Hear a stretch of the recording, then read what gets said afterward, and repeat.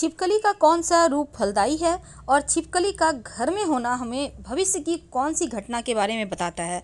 अगर शरीर के अंगों पर गिरे तो क्या फल देता है। तमाम बातें जारी है, वीडियो के अंत तक बने रहिए। सबसे पहली बात तो घर में छिपकली का आना आम बात है, लेकिन फिर भी अगर छिपकली दिख जाए तो शास्त्र कहता है कि तुरंत अपने पूजा स्थान से थोड़ा सा अक्षत और कुमकुम छिपकली के ऊपर डाल दें। अपनी मनोकामना कहते हुए आपकी विश जो है वो पूरी हो जाएगी। घर में छिपकली का आना अच्छा होता है, कोई खास बुरा नहीं होता, लेकिन कुछ शुभ और अशुभ घटनाएं की सूचना मिलती भी है। देखिए, छिपकली की अगर आपको आवाज़ सुनाई दे, खासकर खाना खाते समय, तो इसका मतलब है कोई अच्छा समाचार मिलेगा। छिपकली अगर आपस में लड़े तो ये अच्छा नहीं होता। कहा जाता है कि घर परिवार में झगड़े होते हैं, मतभेद होते हैं, और अगर इनका समागम दिखे तो कोई पुराना मित्र मिलने वाला होता है।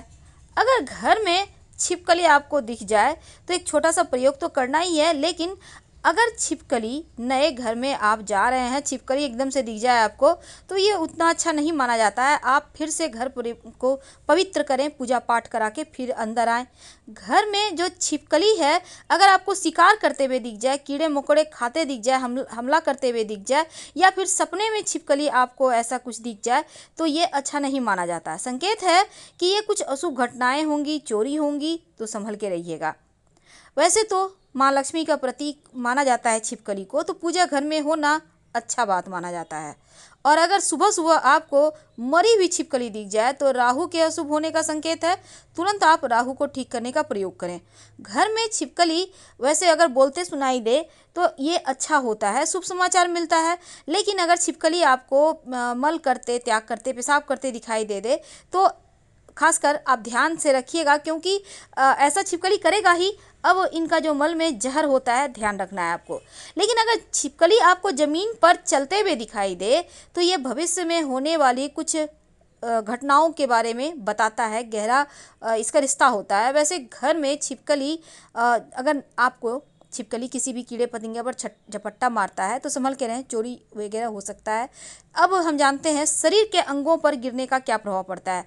अगर माथे पर छिपकली गिरे तो धन मिलता है, दाहिने कान पे गिरे तो गहनों की प्राप्ति, बाएं कान पे गिरे तो उम्र में वृद्धि, छिपकली नाक पर गिरे तो भाग्योदय होता है, मुख पर छिपकली गिरे तो अच्छा खाना खाने को मिलता है। यदि छिपकली बाएं गाल पे गिरे तो पुराने मित्र से मुलाकात होगी, दाहिने गाल पे गिरे तो उम्र बढ़ेगी, गर्दन पर छिपकली गिरे तो प्रसिद्धि मिलती है, दाहिने आंख पर गिरे तो मित्र से भेंट होगी, पीठ के दाहिनी ओर छिपकली गिरे तो अच्छा माना जाता है, सुख की प्राप्ति होती है, दाहिने कंधे पे गिरे तो जीत मिलती है, और हाथ के दाहिनी ओर दाहिनी भुजा पर छिपकली गिरे तो लक्ष्मी प्राप्ति होती है।